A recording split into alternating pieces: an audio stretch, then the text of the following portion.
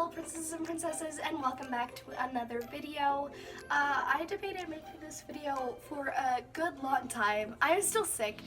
I'm making this literally a day after I made my other sick video, so gotta love the voice that's happening right now. But I thought it would be kind of fun just to show everybody my very teeny tiny wardrobe right here. And I thought it would be good because even though I only get about 10-15 views per video, I think it's good for everybody to know that all Lolitas, all fashion enthusiasts, they all start somewhere. I've mentioned in earlier videos that I only have like 3 skirts, and I just figured it would be a good way before I get into hauls and unboxings and people thinking, oh well, she's always had all of this. I thought it would be nice to show, kind of where I'm starting at from. So I guess I will start with my petticoats and then go into blouses and then skirts, and then I will show off accessories because this is going to be a really short video. Let's get started. So I guess the first thing I'll show is this petticoat. It is a nice black bell petticoat. It's very pretty. Honestly, you could probably wear it as a skirt on its own. Underneath the layer, you have another separate thing.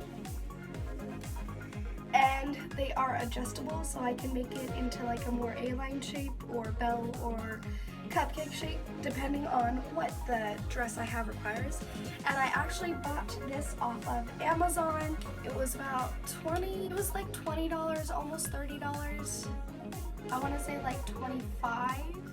I don't know, I'll put the link in the description. It is probably my favorite thing. It is the best petticoat to have in Florida weather because, as I've said in other videos, if you wear this thing in hot weather, you just gotta swish it around underneath your dress and it creates an air whirlwind. And since Lolita is all about layers, it's so nice to have in hot weather. This is my other petticoat. It is a more simple, kind of more A-line crinoline thing. This one I also bought off of Amazon. I bought it a long time ago though. I think I bought it 6 years? Yeah, I've had this for 6 years now. And its poof isn't that bad. I always have to flare it out before wearing it. It's got about 4 layers going on here, and then its little, it is fully lined all the way through. And yeah, it's a cheap, just kind of a cheapo starter petticoat that I bought because I needed something to go underneath skirts and dresses, and it's what I had for the longest time until I bought this. So that was all for petticoats. I guess now I will go on to blouses. These are my 2 main blouses that I use for Lolita. This one is kind of a black navy crop top-ish kind of thing that I wear often with my skirts. It's also got a lot of lace detailing on the sides of it, and it just goes really well with most of the lace detailing that I have, that's the wrong one, on the bottom of my skirts. This is the other one that I use. It's got kind of a cinched waist and kind of opalescent detailing, and then it's got frills on the side.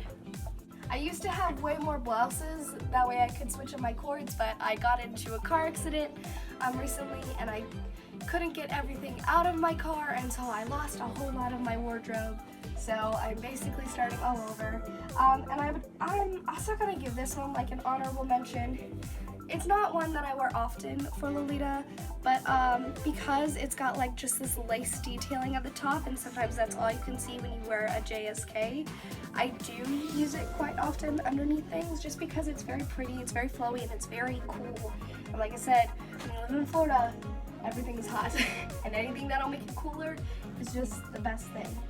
So next we'll move on to skirts. I will start with the most recent one. This is Demon King. The Demon King of this universe, the skirt. I do have an unboxing video for this, and I will link it in the cards up above, but this is my most recent one. I literally bought it last month, and it has become one of my favorite things. And the seller didn't tell me this, but it was new with tags. It does have a pocket, and I've worn it like 3 times already since buying it. The next 2 were both gifts from my aunt, and until recently they were the only 2 actual Lolita pieces that I had. I don't know where she bought either of them. They were gifted to me, but they are like the only ones that I've had. So this one is just a very cute blue skirt, and it fits over all of my petticoats, and it's got like just some pink detailing and like kind of a flowers and merry-go-round thing going on here with stars, and I'm a sucker for stars. I don't know how many times I can say that in videos. It's got some really nice lace on the bottom that matches the print. Again, it's a good skirt. My favorite color is blue, so it is one of my favorite things. This one is probably my favorite skirt that I've had so far. The only thing about this that bothers me is that this part is a cream white, and then the lace at the bottom is pure white. So it makes it really hard to kind of color match this. So I kind of wear this one or that other white one depending on what I'm doing when I match the lace.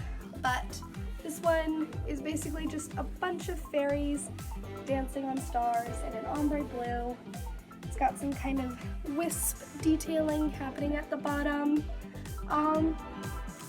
Yeah, this one is probably, I would have to say, was my favorite one until I got the David King in This Universe one. I just think it's really pretty, just the ombre effect and everything. And yeah, that's about it for my Lolita wardrobe for main pieces. So I forgot to mention one dress that I do have that I make into a Lolita silhouette quite often is actually this one here, and it looks all jumbled right now on the hanger because of how I store it. Let me just get it off and then. So this is the dress. It has like a kind of like high neck deal that goes around here, and then it is purple, goes down, has like a corset kind of dealy right there, and then it tapers off into an asymmetrical kind of line under it. It does have full shearing in the back. And I found that the front piece you can tie into a little bow. Underneath of it, because it is like a chiffon kind of fabric, you have like 2 different layers of chiffon, and then it does have its own kind of like purple crinoline poof. But one thing that I learned about this dress is if I put in between the crinoline and this 3rd layer of lining, if I put one of my petticoats on it, it gives it the Lolita shape.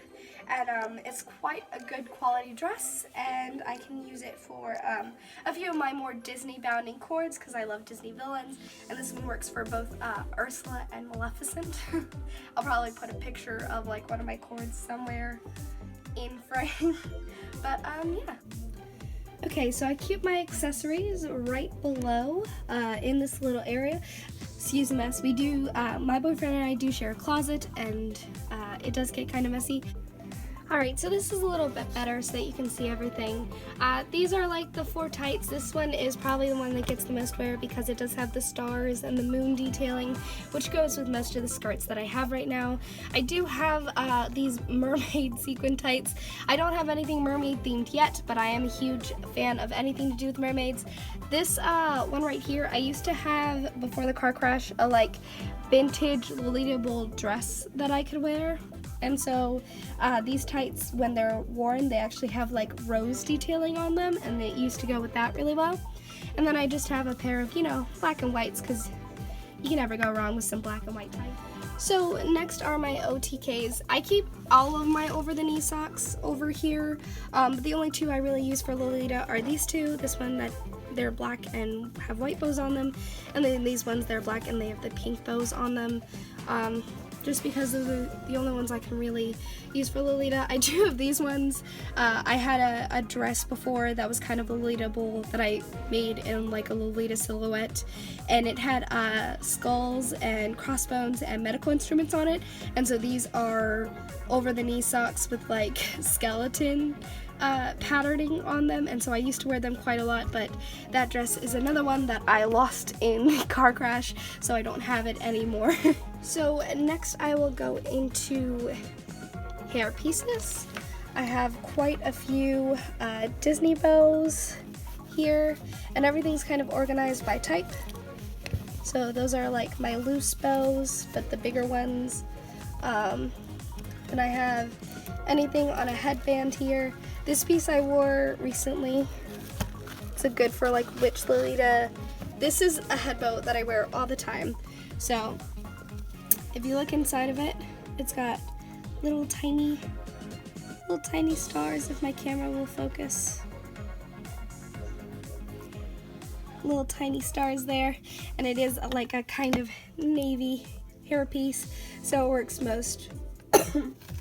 works in most of my cords. This is one I wore recently. It's probably one of the only pink pieces I have. Then I have the matching head bow for Demon King of this Universe, and my Mickey ears because I go to Disney all the time. And then I also, of course, have a few like basic loose bows that I just use for clip-ins to keep space sometimes. Also, I have a Hufflepuff one. There's this one dress that I eventually want to get to make like a Hufflepuff cord and then go to Universal. Alright guys, I hope that you guys liked this video. I hope it wasn't too short. I just wanted to show that everybody starts somewhere, so like even though I have a lot of stuff going on the way and I'm actually growing my wardrobe, you know, it is possible to start from anywhere, from literally just having one cheap petticoat to like broadening your wardrobe from there. I can't wait to see what this wardrobe tour is next year, and you know, as always, stay tuned.